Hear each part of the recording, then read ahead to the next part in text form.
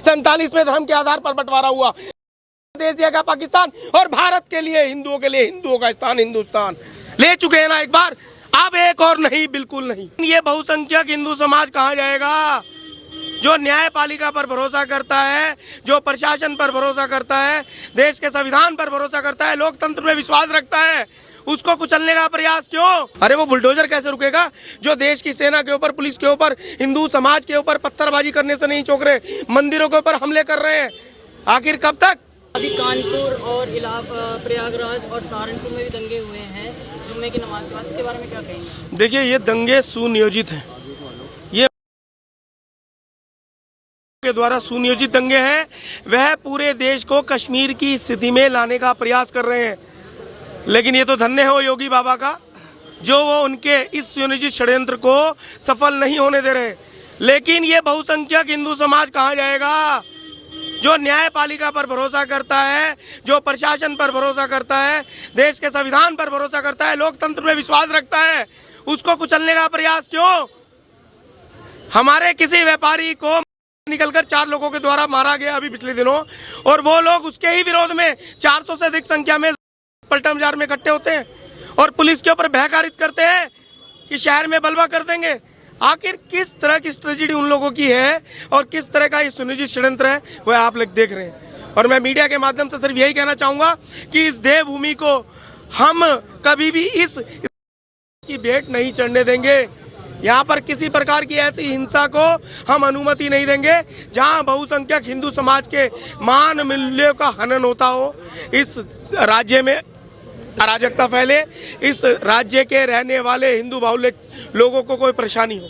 तो प्रशासन के पास हम गुहार लगाने आए हैं, लेकिन माननीय जिलाधिकारी महोदय अभी उपस्थिति नहीं दे रहे, आएंगे तो उनको ही देकर जाएंगे। योगी जी के बुलडोजर से संतुष्ट हैं आप? बिल्कुल, उन्हीं के बुलडोजर से हम संतुष्ट नहीं है, वो लोग भी संतुष्ट हैं और उनकी संतुष्टि के बाद असंतुष्टि दिख रही है, घबरा रहे हैं वो। आज उन्होंने माननीय न्यायालय में एक एप्लीकेशन लगाई है कि बुलडोजर रोक दो। अरे वो बुलडोजर कैसे रुकेगा जो देश की सेना के ऊपर, पुलिस के ऊपर, हिंदू समाज के ऊपर पत्थरबाजी करने से नहीं चूक रहे, मंदिरों के ऊपर हमले कर रहे हैं? आखिर कब तक?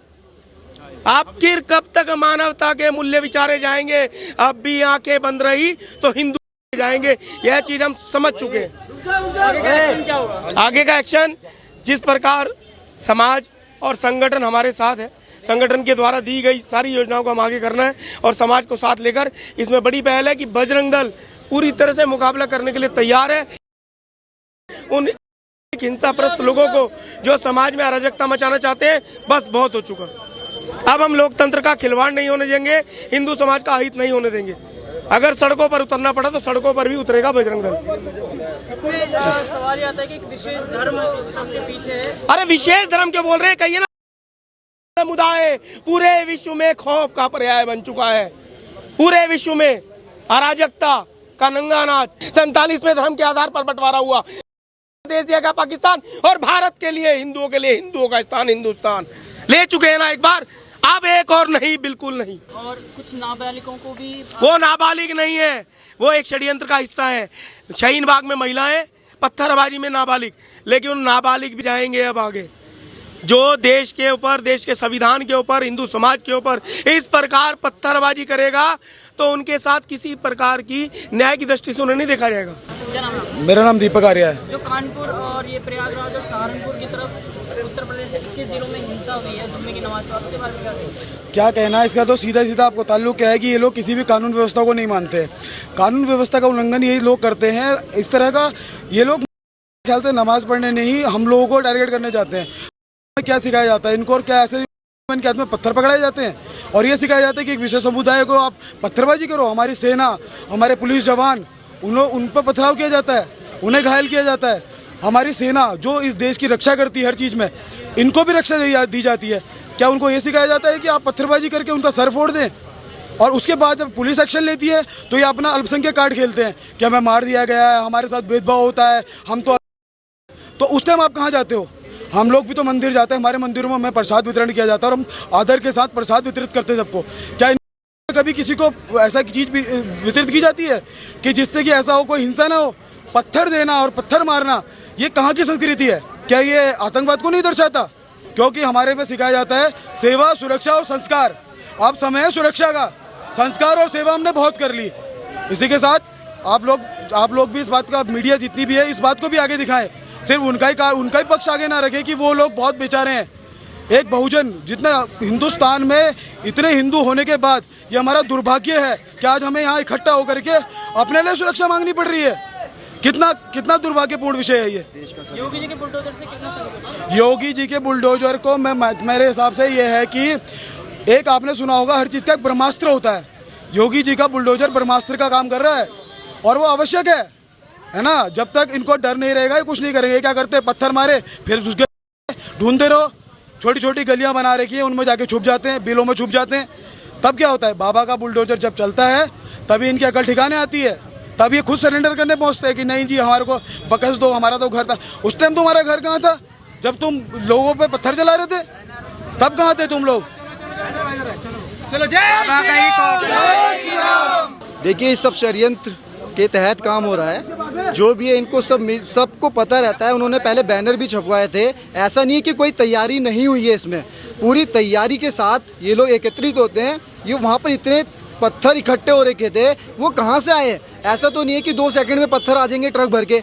इतने तमाम पत्थर वहाँ पर इकट्ठे हुए, तो ये सोची समझी साजिश थी। उनको प्रसाद के रूप में पत्थर दिया जाता है। और हम हिंदू भाई हाथ जोड़ करके सबको ये बोलते हैं कि हम एक हैं, ठीक है। देश को बांटने का काम करा जा रहा है, इसके पीछे बहुत बड़ी साजिश है।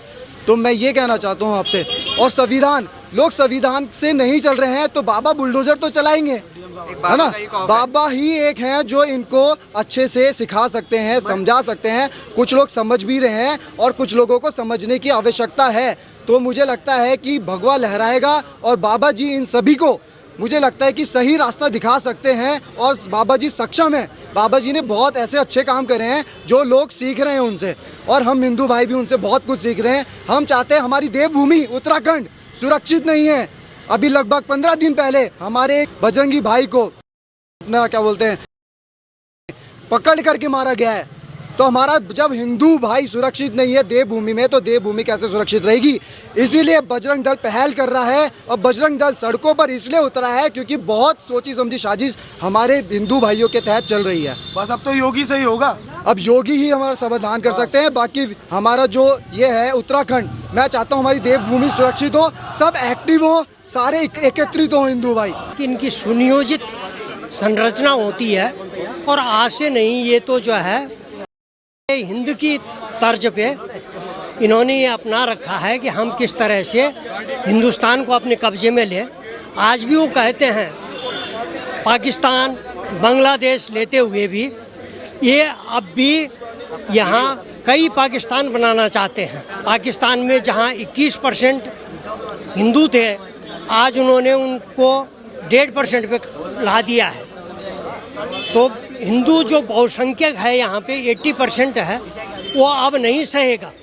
बहुत कुर्बानियाँ हो चुकी हैं और अब हिंदू जागृत हो चुका है। जो मजबूत रहेगा वही जिंदा रह पाएगा, वरना हमारा यहाँ से इसी तरह से समापन हो जाएगा जिस तरह से पाकिस्तान में हिंदुओं का 21% से 1.5% पे हो गया। इसलिए बजरंग दल पूरी ताकत के साथ खड़ा है और हमें ये संकल्प लेना है कि भारत ही नहीं, अखंड भारत की कल्पना हम करते हैं, जिसमें अफगानिस्तान, पाकिस्तान, बांग्लादेश और रंगून तक जो हमारा अखंड भारत था, ईरान तक, उसको लेना है और हम लेके रहेंगे। जय भारत, जय हिंदुस्तान।